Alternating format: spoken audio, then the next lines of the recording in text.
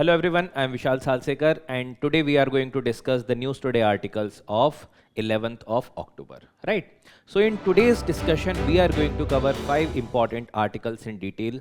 The first one is the Foreign Minister of Afghanistan visited India. So there was high-level meeting, or we can say one of the first high-level meeting between India and Afghanistan since Taliban took over Afghanistan again in 2021. So we'll discuss regarding the importance of Afghanistan. The next article is regarding the draft overseas mobility facilitation and the welfare bill of 2025. We will discuss the provisions of this bill and how this particular bill is going to improve the migration related scenario of Indians abroad. Next is roadmap for the job creation in the AI economy. So already multiple discussions we have done regarding the artificial intelligence, but then there has been certain specific recommendations by Niti Aayog in the context of the job creation in the AI economy in the changing atmosphere, right? So we will discuss in detail regarding this. Next is regarding the GEI Target Rules, which is regarding the emission intensity, right? So with respect to this, we will discuss that which are those particular sectors and what are the changes that are being done regarding the carbon credit mechanism. The last in this is regarding the microfinance sectors in India. We will discuss the importance of microfinance sector and we will discuss also the issues pertaining to this particular sector. Lastly, we will discuss the places in news, and here we are going to cover regarding the Barbados, and then there are certain other quick updates. So let's start the discussion with the very first article regarding the foreign minister's visit of Afghanistan to India, right? So from the perspective of, again, from the UPSC examination, international relation, so the India and its neighborhood country, because Afghanistan is one such neighborhood country of India, and apart from that, even the bilateral, regional and the global groupings and the agreements involving India or affecting the India's interest. So from these perspective, this article is going to be very, very important, and already a lot of things are already happening in the India's neighborhood, whether it is the protest movement, whether it is any kind of issues. For example, there have been certain issues going on already between Afghanistan and Pakistan. So we will see how this particular dynamic is playing and how this is going to impact India's relation with its neighborhood. Also, we are already discussing a lot about the China and its policies in the India's neighborhood. So we will discuss about this. So now what are the importance or the key highlights of this particular visit? Because we can say that from 2021, since Taliban 2.0 had again taken over the Afghanistan region by displacing the earlier government, so there have been certain issues. So 2021 mein what India had done, the consulate that India was having in the Afghanistan, now that was stopped functioning, right? India had a lot of investments in Afghanistan. More than $3 billion ka investment India had done in Afghanistan, whether it is health, education or developmental projects like the Salma Dam. Now in that particular takeover may it was very, very difficult in order to continue with this project. But then India realized that yes, we need to ensure the cooperation or to some extent the negotiation or dialogue with the Afghanistan, whoever is ruling Afghanistan, because the problem is that we have already seen one such disaster in the form of IC-814. So we do not want to repeat that particular event again, where we did not got any specific support from the then Afghan government or then government who was ruling in the Kabul, which is the Taliban 1.0 in the wake of the plane hijack.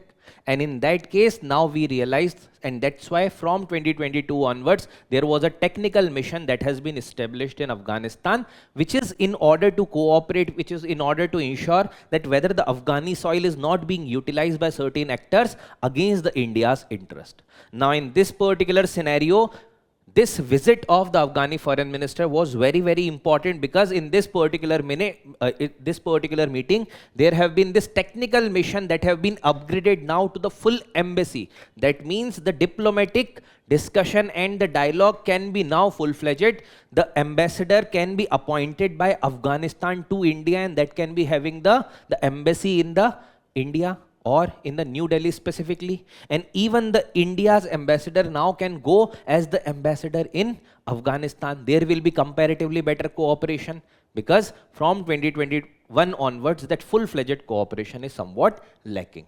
Apart from that, they talked about coordination in order to combat against the terrorism, because see, it's not only India which is facing the issue of the Pakistani terrorism, it is even in the Afghanistan, because there have been a lot of attacks that were done by the Pakistan in the territories of Afghanistan. That's why the combating terrorism in all the forms have been talked about in all forms and all the manifestation. The next is also about the India-Afghanistan air freight corridor. So basically it is the air connectivity in terms of the supply of the goods from India to Afghanistan, mainly the essential goods and the commodities, right? So in the previous government, when the Afghan Taliban 2.0 has not taken over in 2021, that point of time, maybe India was doing a lot of developmental support and India was operationalizing this particular air freight corridor. But in the wake of the turmoil in Afghanistan, that particular air freight corridor was not operational in that particular manner. But now they have discussed about that this air freight corridor can be further utilized in order to get the full potential in this particular regard. And further, there will be certain negotiation in order to find the alternative routes. One such route is already available in the form of Chabahar port. The next is, because India is considered to be very, very important from the perspective of Afghanistan, and they also know and they also recognize the importance of India. The reason is very simple, that they do not want to act as a puppet of China. When the China has established the full-fledged diplomatic relation with Afghanistan, when China is entering deep roots within Afghanistan, Afghanistan do not want the sole country to get all the resources. That's why Afghanistan is inviting India in order to explore the mining opportunities in Afghanistan. So these are the areas of cooperation in Afghanistan that were being talked about. Now the recent engagement has been multifold, or we can say that has increased multifold in the recent time period. Now what are those particular factors which are leading the India's increasing interest in Afghanistan and also Afghanistan's interest in India? Because to some extent we can say, whether it is culture, whether it is connectivity, whether it is religion, these two regions was comparatively integrated. One such integrating factor was the Buddhism, another was the Kushan dynasty, and specifically the ruler like Kanishk, right, which is having the relation with both the countries like Afghanistan and India. So, and common religious linkages also, because the Ashokan inscription was also found in the region of Kandahar and the nearby region. That's why there have been importance of Afghanistan from the India's perspective since time immemorial. But now there have been further increase in the interest in the region of Afghanistan. So first in this is regarding the advancing the national interest and the security concerns. So see, having deteriorated relation, it can be leading to Afghanistan might be utilized by anti-India factors, specifically Pakistan in this particular case, in order to utilize Afghanistan against the anti-India interest, maybe the radicalism, right? And those particular terror outfits can utilize Afghan as the launch pad, and in that particular manner, obviously the relation between India and Afghanistan is going to get deteriorated. The next is regarding the countering regional influence. Now see, in the regional aspects, which are the countries of prominence, one such country which is our adversary is Pakistan, another country is China. Now if these countries are having deep roots within Afghanistan, it is going to hamper the India's relation with Afghanistan. And you might have already heard of this particular thing, which is the trilateral. Right, so recently China had held the first trilateral where there was Afghanistan, there was Pakistan, there was China. So India want to counter this narrative because recently Afghanistan has joined the BRI. So Afghanistan also do not want to completely dependent on China. India also do not want the same. And that's why India ke liye it is very, very important in order to go towards Afghanistan, have comparatively harmonious policy towards Afghanistan. Next is the geopolitical shift. In the context of geopolitical shift, again, it was created, the Taliban, which had taken over in 1996 or late 1990s, we can say that that particular region it was perpetrated or it was created by US and the Pakistani policies, right? So initially it used to be the puppet, but now the Afghanistan they are posing that they are the true people of Afghanistan. That is the Afghan-led and Afghan-developed solution in order to govern Afghanistan. Now, in that case, what is the geopolitical shift? There have been issues between Afghanistan government, which is Taliban, and Pakistan because of the migration issues. Apart from that, even there are chances that if China is trying to go further inroads in the Afghanistan, that Afghanistan will not like it, right? And in that particular scenario, it paved the way for the India to get comparatively better advantage of this. Next is the building goodwill and the trust. Already India is having more than $3 billion ka investment. Health, education, developmental project, power, a lot of other things are there, including the pipelines like Tapi pipeline. So in all these cases, this is going to help. And also the culture related things, cuisine related things, the goodwill that India enjoys in the Afghanistan, whether it is cricket diplomacy, which is not to be forgotten because it is very, very important thing in order to boost the relation between these two countries.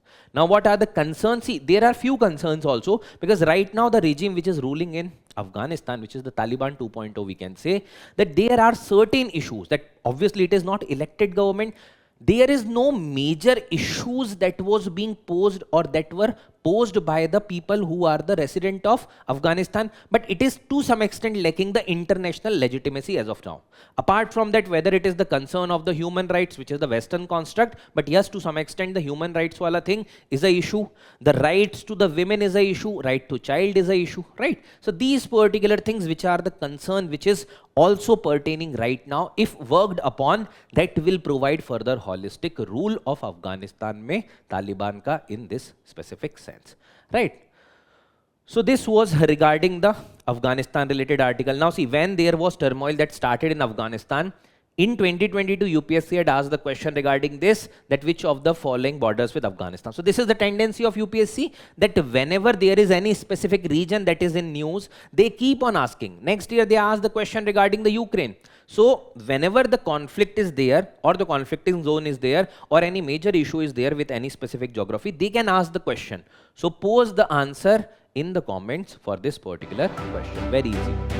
Next is regarding the Ministry of External Affairs invites comments on the draft overseas mobility, facilitation and the welfare bill. Now see, again I want to give you a caution over here. It is still a draft.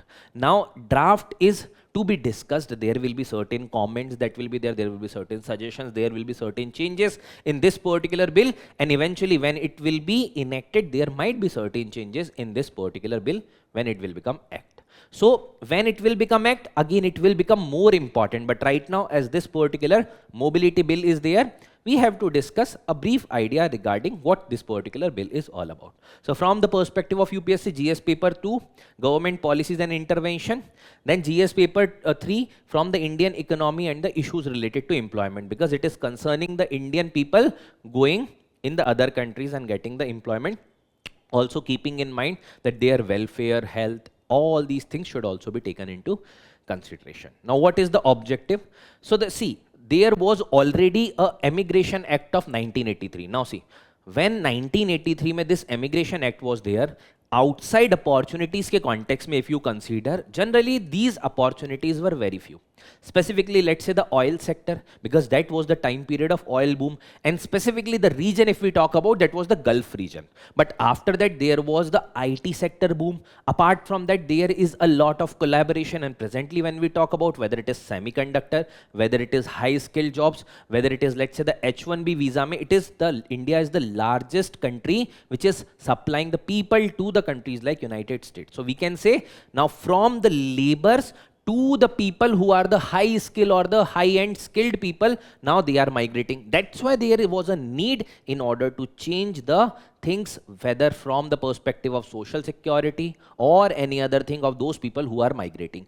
That's why this particular bill is being talked about. Objective is to consolidate and amend the laws regarding the Indian citizens accessing the global workplace, because the globalization has increased multifold, and in that sense the opportunities has also increased, and in this particular manner, if those opportunities have not been utilized sustainably, India might lag behind. So in that case, there was a need for the robust and transparent framework in order to ensure the safe, legal, orderly and the regular mobility. So all these things is going to get ensured through this particular updated act, which is regarding the mobility of the Indians abroad.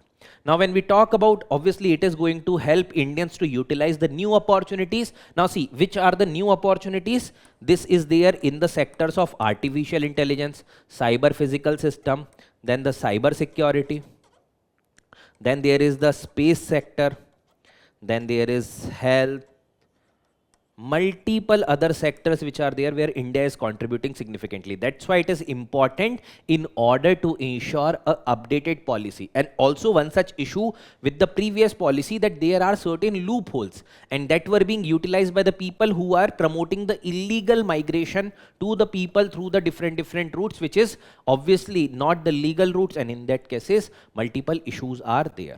So in all these sense there was a need for the updated policy. Now what are the key highlights of the updated policy? Let's discuss about this one by one. So the first important aspect that we can discuss is the Overseas Mobility and the Welfare Council. So in order to ensure the better enactment and proper aspect regarding this particular act, कि इस act के provisions implement हो, this Overseas Mobility and the Welfare Council, which is a national level council which is going to implement this particular act. Now, what is the purpose? Again, in order to ensure that whether this particular act is getting implemented or whether there are any specific issues, so in order to ensure the grievance redressal. Now, who is the chairperson of this particular authority? It will be the Secretary of the Ministry of External Affairs, will be the ex officio chairperson. So, by being virtue of the Secretary of Ministry of External Affairs, he or she will be the ex officio chairperson. Next is regarding the mobility resource center. So at the state level, the states which are having comparatively higher number of people who are going outwards, or where the mobility is high, where the migrants are comparatively high, so in those particular states there will be the mobility resource center. Now the purpose of this mobility resource center, in order to make the people aware regarding the capacity building, regarding the provisions, regarding all the things which is needed from the immigration's perspective. So it is to provide information, to provide the resources, like what all things that will be done before moving out of this particular country and getting the opportunity in the other country. All these things will be provided from this resource center, and also the training to the people in order to get certain skills in order to move outwards. Next is the integrated information system on mobility. So we can say this is basically a digital portal which will be having all the integrated data regarding the information on the mobility. It will be updated on a real-time basis. So this will be a real-time basis data update regarding the mobility and in order to track the people, so that there will be not such issue with respect to the illegal immigration. Then the policies and measures to counter the irregular immigration. So many a time we have heard that either the people were taken in the form of trafficking or maybe through illegal means from one country to another country, and this happens with India also, that Indian people or the laborers are taken out illegally. So in order to curb all these practices, there are provisions and also the grievance redressal mechanism available in this. Apart from this, there is a accreditation for the overseas placement agencies. Now these are basically the companies which have to get accreditation from the authority provided in this particular act. And what will be the role of these particular placement agencies? These will ensure that the Indian people or the laborers who are going to get employed in any specific company or with employer, what is the background, whether there is any kind of issues that are going to take place, whether they are going to get the fair wages, उनके साथ कोई discrimination तो नहीं होगा. All these things is the responsibility of this body, which is the placement agency, and that placement agency has to take the accreditation. If that agency is not able to fulfill its mandate, and if the people are still having issues, people are not getting their due, whether compensation, leaves or any other thing, there will be even the penalty ka provisions that is there, and the high penalty is imposed on them if they are not doing their particular task properly. So all these are the provisions that are the base provisions that are being provided in this particular draft policy. Now again, once this will become act, it can be again there in the news and that will be again covered. But for now, this much is okay to go, and this is the idea in order to provide you an idea regarding what will be the structure of this particular act. Now the previous year question, obviously not directly related, but yes, discuss the changes in the trends of the labor migration within and outside India in the last 4 decades. 1983 में वो act आया था, right now there have been discussions and talks going about this particular immigration related or the mobility related act. So in that cases mein obviously there may be a question that can be asked regarding what was the need and what kind of changes or suggestions that can be done in order to improve the present structure. So this kind of question can be asked. Next article is regarding the Niti Aayog releases a roadmap for the job creation in the artificial intelligence economy.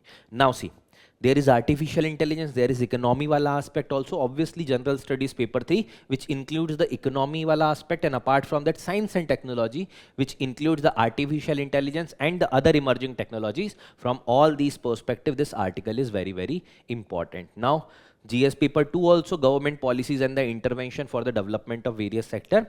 This is again important from exam perspective. Now when we talk about AI, it appears to be a double-edged sword. What is a double-edged sword?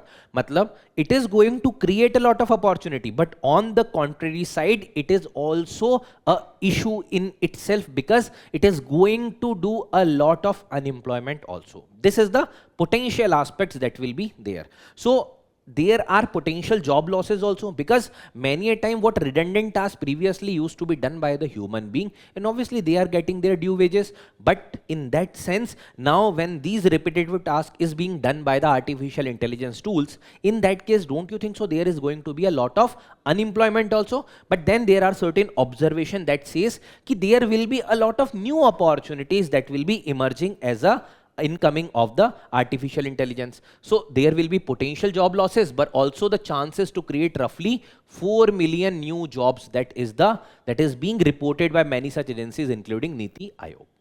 So when there is a question, you can utilize this kind of data, that the chances are that it can create new 4 million jobs in different sectors, right? Now when we are talking about obviously the challenges pertaining to the artificial intelligence, there can be these 3 headers under which the challenges can be divided. The first important challenge related to the artificial intelligence is the massive job displacement risk. What is the massive job displacement risk that artificial intelligence is going to do? Because again, as I have told you, that there are many repetitive and redundant tasks that can be reduced in the age of artificial intelligence. So there are chances that roughly 60% of the formal jobs can be lost roughly in the next 5 to 6 years because of the artificial intelligence developed at the full-fledged scale. Now, in order to ensure the stability in the society, we need to provide the alternative employment also. Otherwise, there will be certain chaos in the society. So in that case, there is susceptible to the automation by 2030. So these are the issues from the perspective of the job displacement risk. What are the other risk? Other risk is the gap in skill. So we are talking about that artificial intelligence is basically the task of the skill. Now in that case, there is a regular need for the upgradation, upskilling, reskilling in all different sectors jahan par there will be deployment of the artificial intelligence. Now in India, what issues are major, that many such times it is observed that there have been a issue of lagging behind the specialized aspect of the artificial intelligence, and redundant aspect in the context of artificial intelligence is being utilized. And in that case, what is happening? That particular thing is leading to the repetitive task only, even with the artificial intelligence tools. तो जो productive task होना चाहिए, which is like creation of the separate module itself, that particular thing is as of now missing. Apart from that, research intensive AI courses. See, there are a lot of AI courses, but then research intensive courses which will help people to get the real time aspect of the artificial intelligence, the changes that are being incorporated, and how we can ensure the sustainable utilization of the artificial intelligence, those things. Apart from that, the curriculum is also not that much discussing the artificial intelligence, and here the retrieval augmented generation, which is certain aspect of the certain new things as far as the AI is concerned. So generally what happens, that let's say assume the AI as the database, ki bhai there is a database, whenever you will ask some query, it will check in the database, it will give a predefined response Based upon that, now the AI in the form of the LLM, large language model, has improved a lot, and then that is talking about the retrieval augmented generation. So when they are taking certain data from you, when you are giving certain content data, it is updating its memory. And what it is doing, basically it is checking through multiple resources in order to get the authenticity, in order to get the validation, and then it is providing you the response. So in that particular manner, that is also to some extent missing from the Indian curricula. Lastly, AI talent supply demand gap. So this is also one such issue that, see, there is demand in the artificial intelligence sector, but then the supply is not adequate. So what is happening, that roughly if we are saying that there is the demand of 100, we are only able to supply 50 professionals as far as the need is concerned. And in that particular cases, again, when the need is high, the supply is low, obviously they have to rely on the other people who are having comparatively better competencies. So these are the issues as far as the artificial intelligence sector is concerned. Now, when we are talking about the artificial intelligence, it is fundamentally impacting the how the work is being done. So first of all, the work nature is getting changed, then which is changing the role of a worker, because if the nature of work is changed, so in that case, obviously you are not expected to do the repetitive task again and again. So from your side also, the nature of the worker now, it is to check further deep into this, to further utilize the artificial intelligence in order to enhance your productivity. And when this is going to change, the entire workforce ka structure, which was previously dependent on the redundant task more, now it is more towards the deeper research. So it is going to change the work, it is going to change the aspect of worker and also the workforce. So in the work, it is going to automate the routine task, right? So a lot of routine tasks are going to be the automated, productivity going to be increased, okay? Complex problem solving capabilities will be there. What changes it will lead to the worker? It will reshape the roles, requiring the new skill set, phasing out certain old jobs, right? Creating the entirely new one. And then these worker wala thing is going to change the workforce. So workforce become hybrid, jahan par there will be artificial intelligence, which is also doing the task, and human, which is utilizing the artificial intelligence. But it is a hybrid one, which will be integrated into a comprehensive team. So basically, aisa nahi hai ki only human is doing task or only AI is doing. It is not going to take place that entire system is going to be replaced by the artificial intelligence. There will be a need for human in order to ensure that that particular AI is being utilized in a proper manner, right? So this is a change. So this kind of flow chart, obviously not exactly like this kind of cyclic flow chart you can utilize in order to get certain better marks and better presentative aspects in the exam. Now, what has been the recommendation that were provided by Niti Aayog? So the Niti Aayog said that first we have to establish the India AI Talent Mission. What is this particular India AI Talent Mission? This particular mission is going to complement with the India AI mission. This is going to integrate AI across all the level. When we are talking about all the level, from the school to college, to all the sectors, it is going to get integrated. So from the very initial time period, you are going to get the exposure to artificial intelligence, and which is going to help you a lot as far as the capacity building is concerned. Then the National AI Literacy Program. So see, when India faced the COVID, obviously the entire world has faced the COVID, but when India faced this, India tried to switch towards the digitalization, and as a result of that, we have achieved significant stride as far as the UPI or the digital payment network is concerned. So this is giving us a lot of opportunity in order to utilize this particular situation and to do well in the future. So basically, National AI Literacy Program, not necessarily that in school only, even for those people who are not part of any particular formal educational structure, even let's say your parents maybe not going to school, but yes, they also want to learn about what is going on new in the technological field, and if there will be literacy program like this, they will also be able to utilize these particular tasks for the betterment, right? Then offering attractive grants and the salaries. See, there will be obviously Indian population jahan par there are certain people who are well equipped with the artificial intelligence. Give them better salaries, give them better opportunities. Let's help them in order to develop the better models for the artificial intelligence. And also at the global level also, global level pe there have to be the collaboration with the global universities, global institutions, whether it is industry, academia collaboration, so at the global and at the national level.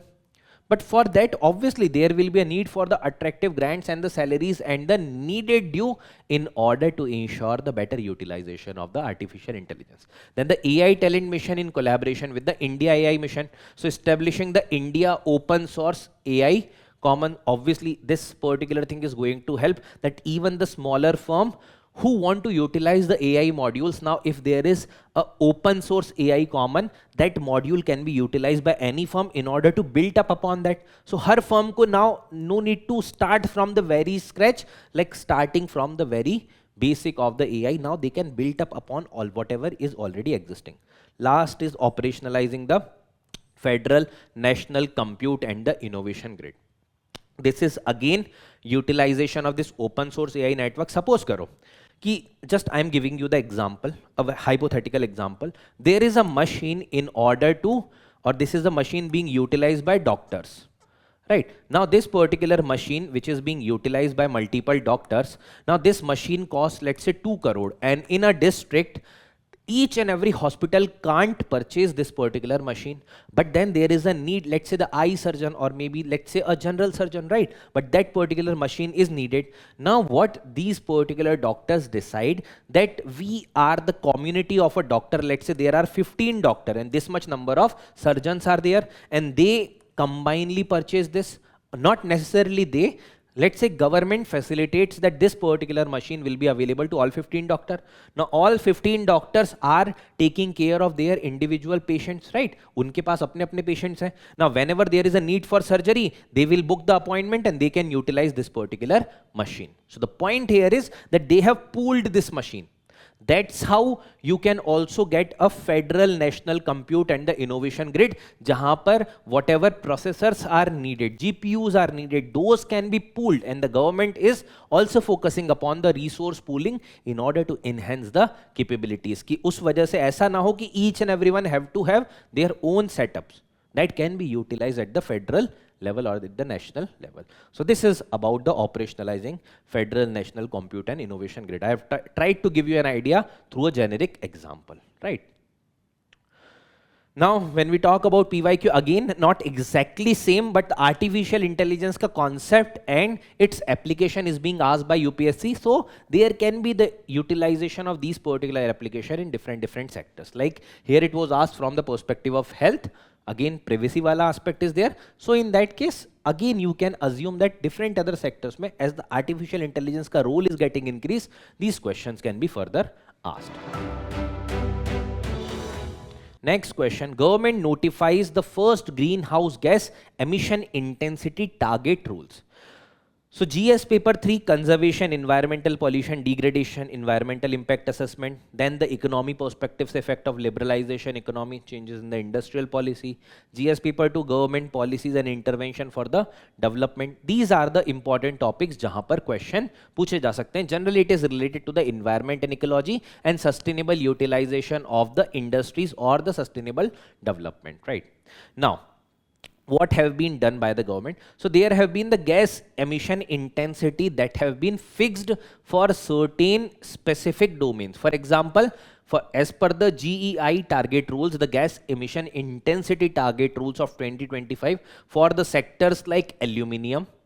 What are these sectors? These are the aluminium, cement, pulp and paper, and also the chlor-alkali sectors, which is like for the manufacturing of chlorine, manufacturing of other hydroxides, right? So these greenhouse gas emission intensity target rules, or specifically with respect to the carbon emission intensity target rules that are being decided.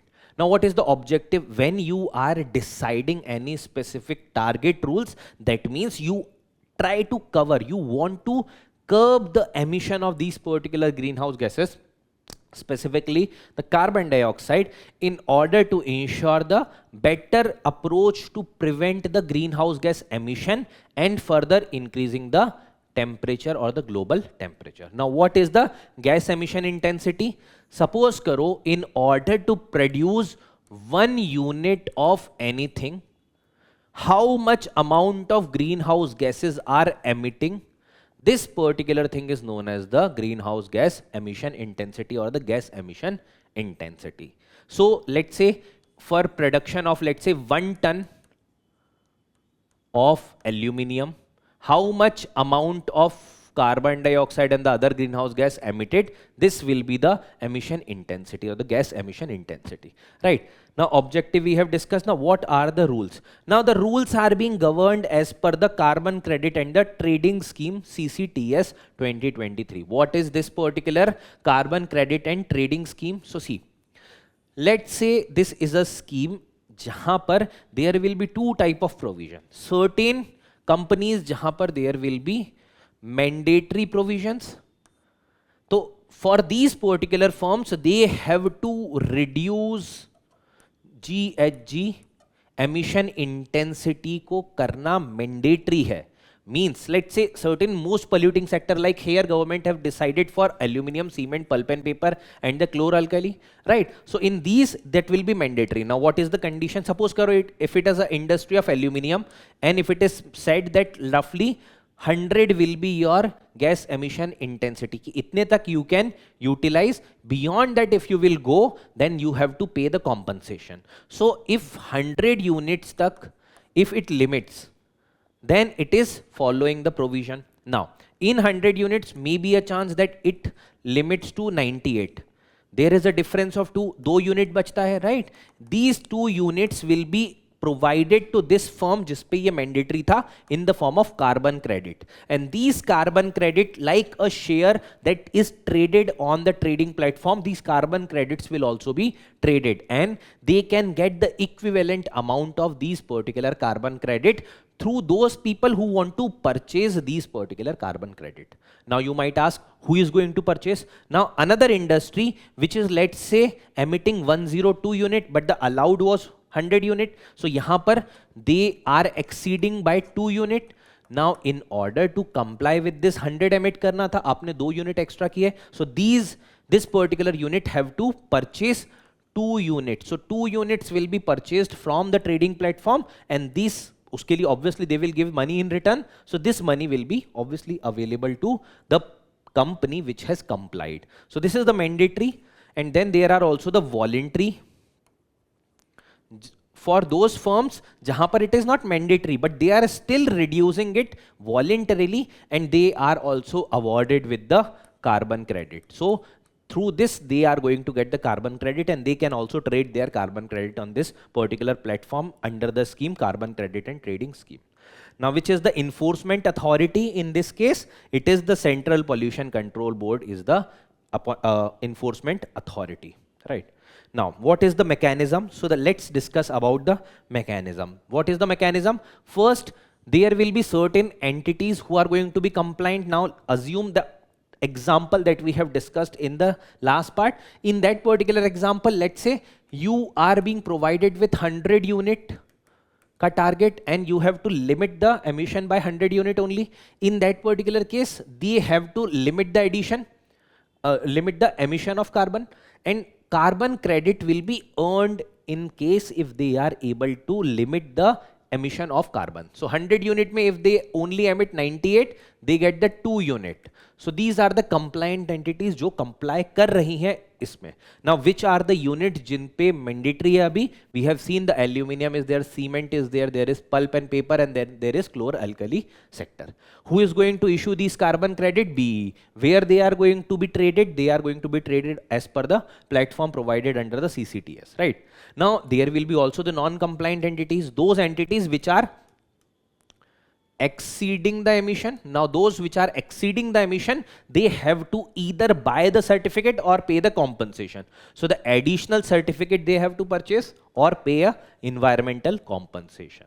What will be the environmental compensation? अगर वो purchase नहीं कर पाते हैं because of anything, it will be twice the average carbon credit price. तो carbon credit का जो price चल रहा है उसका twice will be the penalty on them. So those who are not complying with the order, they have to pay the compensation. Obviously that particular compensation will be then taken by government and that particular compensation will be utilized for the methodologies in order to carbon capture, sequestering and all these activities. Now what are the significances? So the significances, first is the market based compliance. So see, if you are complying, the transparency is there on the portal. You will be able to see whether how much less you are emitting, how much more you are emitting, and in that case that will be ensuring that it will be a market based system. It's not like a closed system जहां पर किसी को पता नहीं चल रहा है. So operationalize the country's domestic carbon market and the carbon trading. So it will also ensure the carbon trading, and this will help companies which are doing well as far as the carbon capture and sequestration is concerned, or lesser emission. In that particular case, it is going to help them. Then transparency. So for registration and documentation, they have to do under the India Carbon Market portal. So there will be a proper inventory, there will be a proper portal, there will be, you can check the compliance, you can check the exceeding units, right? So all these things will be available on the public portal, so people can also watch this. The revenues for sustainability. So for example, for afforestation task, for example, maybe any other conservation project, this money can be utilized as the environmental compensation जो carbon trading के trade के through आ रही है, right? Lastly, it supports the India's climate goal. Obviously, when we are limiting the target of the carbon emission intensity, companies are going to put forward certain technological aspects, and these technological aspects are going to ensure comparatively better, or we can say better compliance or the lesser emission. When there will be lesser emission, the intended nationally determined contribution as per them, India have complied till now with the Paris Agreement. India can further achieve a lot under this particular agreement. So these all are the significance of this particular mechanism, right? Now we have discussed about the carbon credit and trading scheme. So it was developed as the first domestic carbon market. It is in line with the India's nationally determined contribution NDCs, right? So the Energy Conservation Act was the act under which this was done, carbon credit and the trading scheme, and the specifically the carbon credit wala mechanism. So there are two mechanisms. First is the compliance, जिन्हें comply करना है, that is mandatory, and then offset mechanism for those companies for which it is voluntary. For example, here if I talk about this particular article, compliance mechanism is for those which are like aluminium, then cement, then there is pulp and paper, then there is chloralkali, right? So unke liye it is mandatory. For others who want to reduce it, they can do it based upon their average कि कितना emission कर सकते हैं, and then if they are able to get comparatively lesser emission done, they can get the carbon credit. So for them it is voluntary mechanism. So the PYQ includes this particular question in 2023. Carbon markets are likely to be one of the most widespread tool fight against the climate change. Yes, carbon market transfer the resources from the private sector to state. So it is transferring the resources from private sector, means those companies which are not able to comply, they have to give the money compensation to the state. One such manner it is correct, right? Both of them are correct. Now there are two options. You have to tell me that from A and B which particular statement is correct. You have to give me the correct answer. Last article from the detailed perspective is Southern releases the quarterly microfinance report, which is part of the annual Bharat Microfinance report. So here the topic like microfinance from the economy perspective is very, very important. GS paper 3, inclusive growth and the issues arising out from it, Indian economy, it is important topic. And also since the government is a concerned party, so welfare scheme for the vulnerable section and all, you can relate, because a lot of microfinance related schemes, whether it is the Mudra Yojana and all, these are important welfare schemes, right? Now what this particular report is highlighting? So it is highlighting certain important thing from the perspective of microfinance. Now before going into the report's detail, what is basically the microfinance? So what do you mean by this term microfinance? So see, micro depicts for certain smaller things. So in that case, it is the financial inclusion or the financial access to those people who are comparatively either the low income people जो कि traditional financial instruments को access नहीं कर रहे हैं, या those people who are to some extent and to some reason are excluded from the traditional financial systems or financial inclusion. So for the low income individual also, or for those groups which are typically excluded. Now you will say कि ऐसा कौन सा group है जो typically excluded होता है? We can take the example of women. Majority of time you will see that they are not having the bank account, specifically in the rural areas. Now, with the arrival of the schemes like Jan Dhan, Aadhaar and Mobile, there have been a lot of new accounts that were done or created. But before that, it was a major issue. And that's why in order to provide support to those people who are either low income individual or the group which are typically excluded, उनके लिए microfinance is the tool. और उन्हें finance करना या to support them financially is the microfinance and that particular tools are the microfinance tools. Now what is the reports highlight? It has highlighted that there is a sharp rise in the loan delinquencies. That means when the loan is taken, either there have been default on the loan, either there have been delay in the payment and all these things that has risen over a period of time across the microfinance sector in the last financial year 2024-25. So this has been a trend. Now why this is happening? There is a very simple and clear reasons. First, there is a rural distress. Matlab, either there is, let's say, some kind of drought-like situation or maybe any other issues that lead to people not able to pay. Or there are weather shocks, excessive monsoon or lack of monsoon, limited financial literacy. They have taken loan, but the conditions and terms they have not seen, because of which the loan ka jo interest hai that increased, and now they are not able to pay that particular principal and the interest wala amount. So there are multiple reasons that the report is highlighting. Now what is the importance of the microfinance? When we have seen that it is the finance specifically available to that sectors, whether it is low income people or the people who are typically excluded, the significance is basically it is helping to ensure financial inclusion, whether it is the deprived section, whether it is the scheduled caste, scheduled tribe, maybe the differentially abled people or the marginalized population that are going to get included in the financial sector. Basically they are going to get the advantage. Next is the rural penetration. Now what sectors I have talked about, their population is mainly concentrated in the tier 3, tier 4 cities or the rural areas. In that cases, these people are under distress because they are not able to access the financial resources, and hence the high rural client population is there with the microfinance sector, whether it is through the self-help group or through any other type of NGOs or any other type of civil society organization, but this is the reality. Further, there is a empowerment of women. So 88% of SHGs are women-led, and जहाँ पर जो loan लेते हैं, they are related to women's. Basically, the self-help groups are the group which is coming together for a common purpose, specifically including the women, right? So empowerment of women is also there because women are also coming into the fold of the conventional or the traditional financial sectors. Now, when we are talking about the microfinance, there are obviously certain challenges that this particular sector is presently facing. देखो, significance we have discussed that it is doing financial inclusion, it is providing the loans to those people who were not able to access the credit, it is supporting women, it is also diversifying the portfolio. But then there are a lot of issues that this particular sector is right now facing. What are these issues? First is the asset quality deterioration. What is this asset quality deterioration? When you give loan to the people, for the bank it is an asset, right? Bank is going to get the return out of it, but many a time what happens that they are not getting the money returned, right? Sometimes the state exempts that particular amount. So in that cases, these portfolio are at risk, jahan par they think that this money is not going to come back.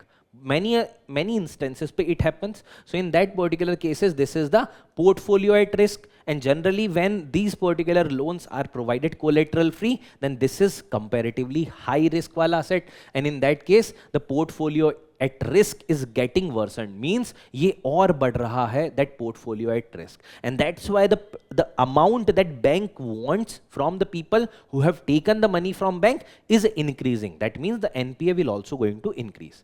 Next is the state delinquencies, right? Many instances pe it happens that the state itself is showing the trend that they are not enforcing the rules properly.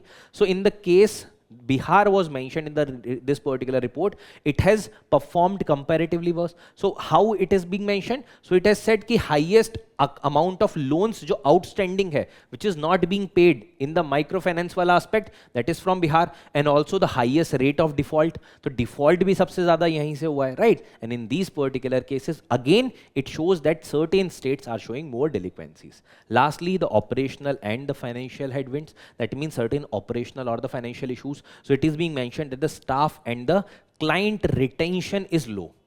Staff retention is low because many a time if your microfinance institute is not functioning well, how you are going to pay money to them, right? And that way my staff is going to leave. Apart from that, even client, if suppose karo, if that particular client, दो तरीके के client है, one who is complying, another who is not paying the loan. Now one who is repaying the loan again wants the loan, second who is not repaying the loan, and in that particular case, जब ये repay नहीं कर रहा है, how you are going to get money in order to give another loan to this person? And when there is no proper amount of money available in order to give money to the people who actually deserves, in that case obviously the bank portfolio is going to get down. ठीक है? Then rising funding cost, again the funding cost is similar कि भाई when you are not having now money to give to those people who are complying with your rules, now you need to buy money or you need to take money from outside institutions. वहां पर आपको और पैसा देना पड़ेगा as an interest. Means आपका खुद का पैसा फंसा हुआ है, your entire money is stuck and you have to borrow money, so that cost also adds up in that. So वो भी बढ़ रहा है. Apart from that, declining profitability, when these particular things are there, the profitability kahan se aayega? How you will be profitable in that particular case? So these are the issues, whether it is the staff, client, whether it is funding cost, whether it is profitability, all of them are showing issues.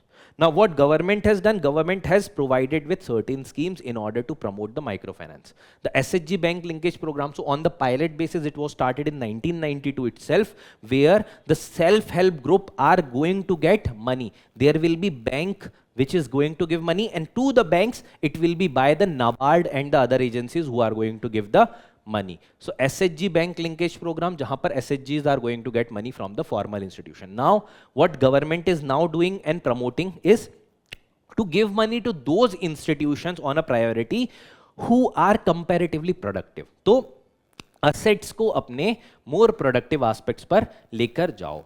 Loans का portfolio को diverse करो. You have to diverse your portfolio also. Next is Mudra Yojana, Pradhan Mantri Mudra Yojana, where it will be provided as a collateral free loan to the people in the form of the smaller loan, then the medium amount loan, then the large amount loan, like the Shishu, Tarun, and all these type of loans are being provided under the Pradhan Mantri Mudra Yojana. Lastly is refinancing supports to the microfinance institutions by NABARD. So when these microfinance institutions sometimes faces the fund crunch, they also need money. So this particular refinancing support is being provided by NABARD in order to improve their financial health so that they will be able to deliver what task is expected from their side.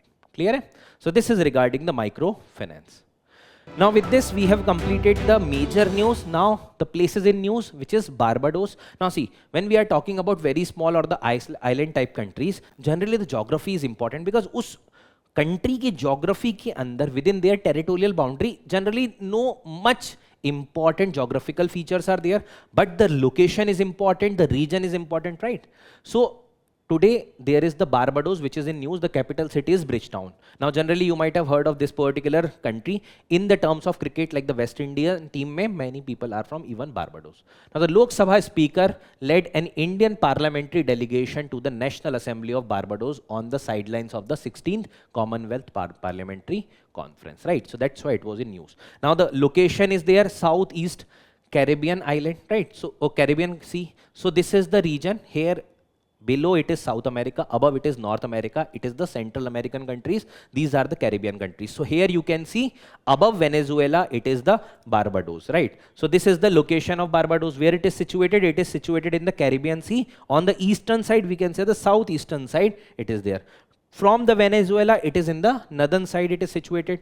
So located near the Lesser Antilles, right? So here near this particular location there is Lesser Antilles, and nearby this there is Barbados situated. It is also the member of the CARICOM, which is the Caribbean community, which is associated with the Latin America and the Caribbean.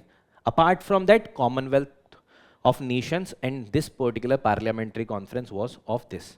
Now the highest point is mentioned as the Mount Hilabe, right? So this is the highest point, means the highest peak of this particular island country, formed by the sedimentary and the coral deposit. So iske aspas, and this particular country structure is also the coral structure. So it is the group of the coral reefs through which this particular country was formed, or the region was formed.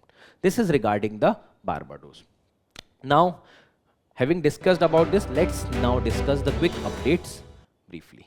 First in this is regarding the Nobel Peace Prize of 2025. So this was much awaited Peace Prize, because entire world was looking that who is going to get the prize, and on the contrary to the expected, it has got by the Maria Corina Machado, right? So she has got this particular Nobel Prize in order to show the struggle towards ensuring democracy in the Venezuela. So for her struggle to achieve a just and peaceful transition from the dictatorship to the democracy. Now, still there have been a comparative dictatorship, we can say, under the leadership of Nicolas Maduro. Now, when we talk about the Peace Prize, though the prize has been started since 1901, and after the World War II, there have been certain criteria on basis of which this particular award is being provided. Arms control and disarmament, peace negotiations, democracy and the human rights, and lastly, creating a better organized and the more peaceful world. So these are the criteria after the World War II, these were provided. Now from the side of India, Mother Teresa in 1979 and Kailash Satyarthi, very recent one, 2014 may have got the Nobel Peace Prize.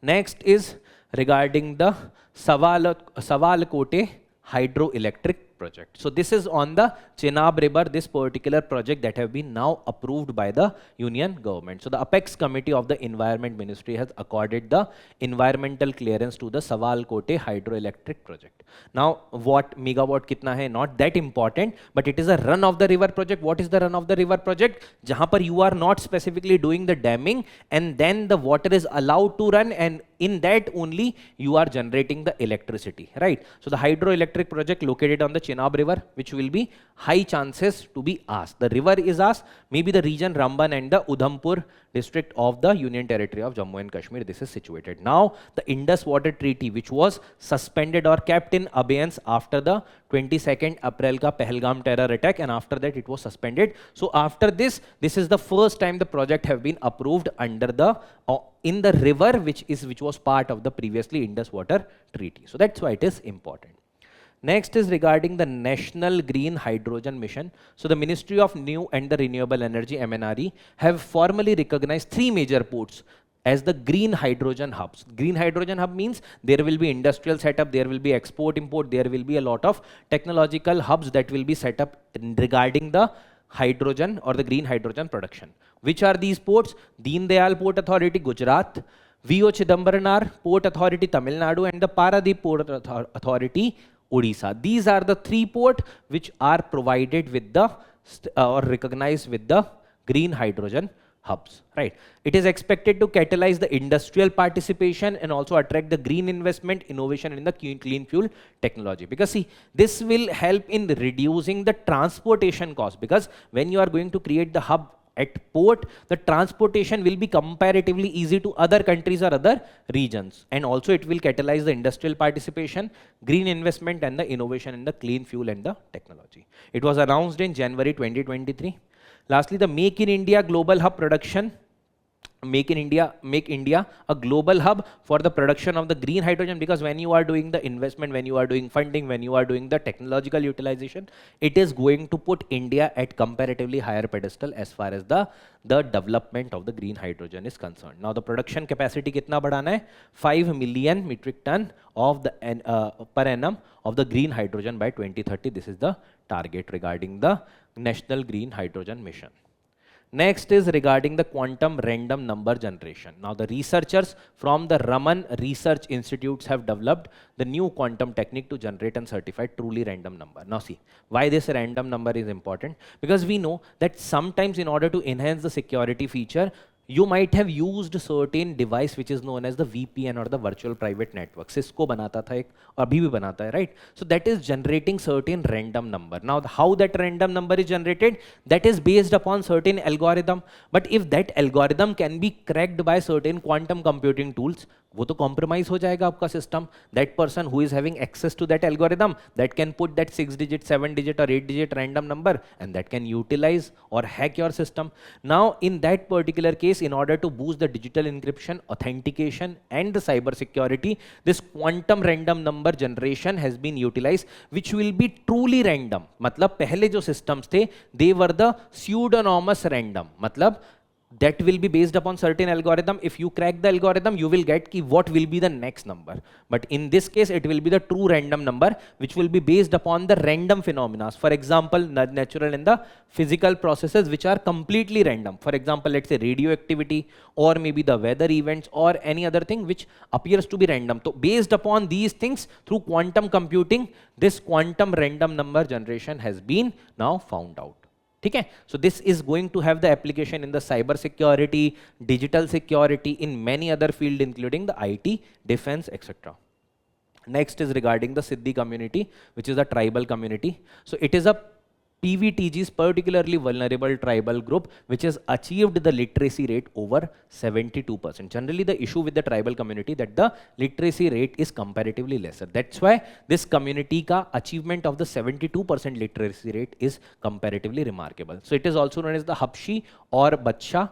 It is the Indo-Afro-Indian community. Matlab, they were resident or the people who were from the East Africa, and then they migrated from the 6th century onwards towards the western coast of India, specifically the region of Gujarat, Karnataka and Maharashtra.